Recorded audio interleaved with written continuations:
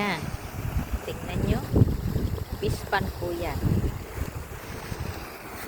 Fish pan siya. Tinalagyan nila ng ganyan. Hindi natin alam kung ano nakalagay dyan. Ayan po, alat. Alat po ito kasi tabi ito ng ano, tabi po ito ng beach. Yung beach po niya dyan nasa urunahan.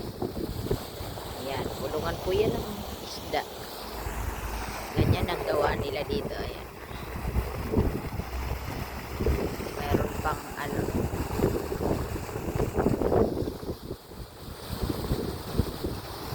kinukulong yung mga isda nila.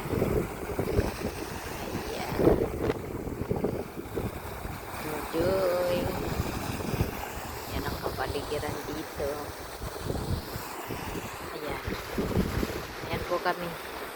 Yan yung aking, yan nakalibig yung ano, biyanan. Kami po ay magpapaypay dahil 1 year na po siya. 1 year na po siya ngayon.